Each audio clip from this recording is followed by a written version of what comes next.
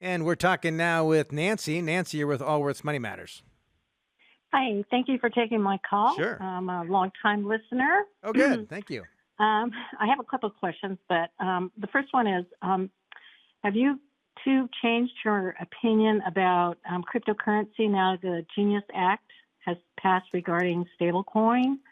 I was kind of wondering how you were feeling about that. That's a that's a great question.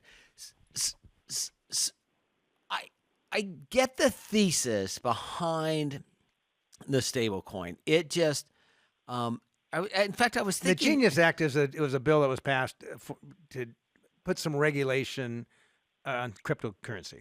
Yes, and primarily stable coins. and stablecoins. So And they're almost like banks, and yeah. So what? Let's without the describe multiplier for the effect. rest of the listeners what a stable coin would be. One is if I had a coin that was in an account and I owed Scott some money, rather than use the financial the current financial situations in order to get that money, I actually could just give him access to the stable coin and move some stable coin over to him, and rather than Instead of dollars. using Venmo or Zelle or PayPal or dollars, or writing your dollars, check, yeah. or doing an electronic funds transfer. So I was thinking about this. It's funny you asked, because yesterday I was on a bike ride and I was thinking about stablecoin, and I thought, where does Intel come up with a stablecoin? Does Microsoft come up with a stablecoin? Does Apple come up with their own stablecoin? Or Amazon come up with their own stablecoin? And then we all then start transacting in all these kind of different currencies that are all pegged to the dollar. Mm-hmm. And then what is the regulatory, which was what the idea behind the Genius Act was, is to create a framework for this regulatory environment that fits it. There's a lot to be worked out in this whole thing. Yeah, that fits. Yeah, correct. And then how does Apple make money? Do they make money on the carry? Or meaning people put in dollars and then they invest those dollars in treasuries and then they get the interest rate on it. I think that's how it's structured. But then at that point in time, then why would I want a stable coin? Why wouldn't I just want to keep my money in treasuries and just Yeah, that's transfer what I it had. I haven't. right? Because why do I want to give that carry or the interest rate that particular currency to Apple or Amazon or to anyone else? Why wouldn't I want it for myself? Which is why I keep my bank balances at a bare minimum. So, what do I think about it? I think about it. Obviously, I've thought about it a fair amount. I haven't. You don't. Well, you're unsure of what the future commercial application is going to be. That's correct. Right. Thank and you. whether that's going to be of tremendous benefit or negligible. And from an investment standpoint, you don't think, well, I should invest in these new companies that are putting out stable coins. No. Because there's plenty of other good investment options in the universe that exist today. And correct. And then what happens, it's the same thing that you look at the history of credit cards, right?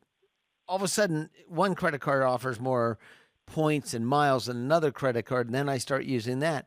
What will happen in this over the long term is that will happen with stable coins too, which is, okay, we offer 3% interest, or we offer this, and they say, okay, we don't allow you to offer interest. Maybe. Didn't the bill say there's no interest? Yeah, but then maybe something else of value, or maybe they're tied to Amazon, or maybe I get a 20% discount when I buy, tape at Amazon, and they deliver it to my house with the rest of the stuff we buy every day. 3 deliveries a day. I actually took some paint and marked off a place in the street for the Amazon guy to park. It just says Amazon right there. No, he's got his own parking place. He's got his own. So what are your thoughts? Sounds like I'm not going there. Really? No, I don't just think went so. there for you. You're not won't going go there on your thoughts?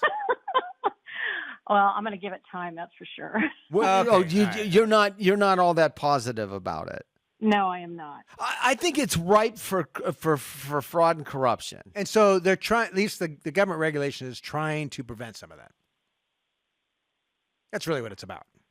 Hmm. I will not be using this stable coin anytime soon. Let's just put it Okay. that way. There's no need to. Yeah, I was thinking about, and why would I put something in a non-interest bearing? But if you had a 3% discount on all purchases, if you used their coin, you probably would use their coin. I might, yes, yeah, That makes sense. yeah. But right now, there's no commercial There's- reason for you to do so. That's right. But Yeah. but if you think about how how government works and the regulations, I was talking to a friend. I'm going off path here, but it just is an example of how the government actually sets up things and then businesses figure their way around it. Which is why is your health insurance provided by your employer? Right? Does anyone why is that? Because during World War II, they weren't allowed to increase wages, and so companies got around that by offering fringe benefits. Right? Exactly. Government intervention. Yes. Government intervention, and which is both a negative and a positive, which is why we're so optimistic about U.S. companies in general, which is there's a bunch of smart people that find their way around problems in order to make money, which is And I believe they weren't allowed to increase wages to entice new workers. Thank you. They could increase the wage. I don't know exactly the rules, but All right, so that's our view of that. Did you have another Okay. question for us, Nancy? Do you, And by do you the have way, time for another question? oh, yeah, all the time. I'd talk to you. The mere fact that you wouldn't answer the question about the Genius Act compels me to want to know what else you don't want to talk about. Okay, this one is regarding when Trump replaces Jerome Powell in 2026. Most likely it's going to be a yes man. Okay, that's going to be the Fed chair. So I'm thinking, is now a good time to start maybe making some changes to my portfolio since the market's doing very well?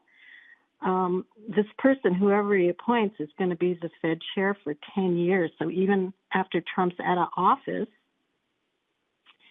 that person's going to be in control. So I'm not sure. yeah. I know you always say there are certainly some things I don't agree with Trump on, and this whole area of Fed independence is one. But the markets are not worried about it.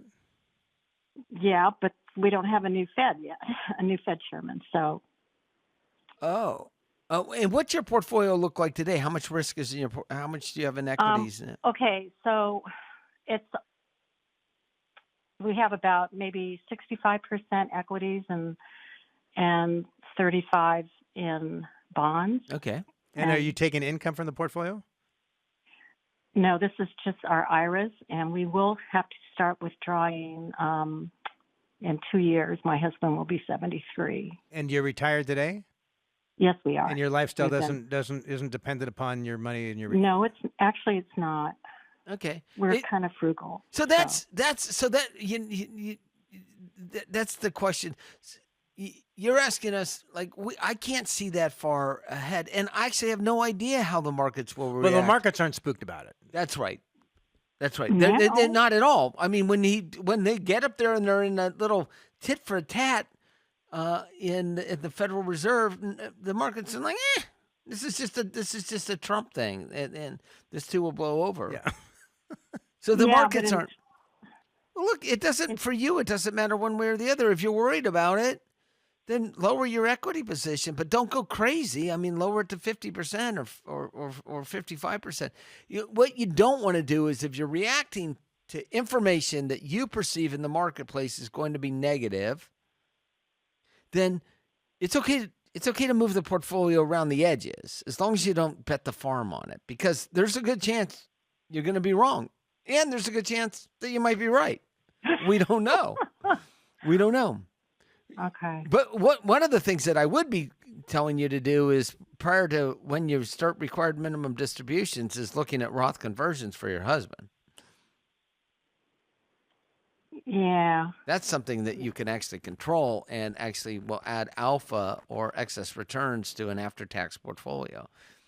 Meaning, And if you have any charitable contributions that you've done after, written a check or whatnot, consider using a required part of your RMD for that. yeah. You can actually do that at age 70. So which is weird when they changed the Yeah, the it's whole so thing. complicated. So, but if you're worried about it, then move the portfolio, but don't go crazy, please. Okay. Yeah, I would. Well, I mean, I think in some ways you're kind of borrowing trouble if you're worried about what's going to happen a year from now with the things. Obviously, there's. I shouldn't say obviously. I sense there's a dislike for Donald Trump. You don't have to ask her to admit to that or not admit to that. I didn't tell her to. I mean, I have friends that are on such extremes politically. Like, last thing I want to talk about is politics with them. Either one, because That's right. Oh, look.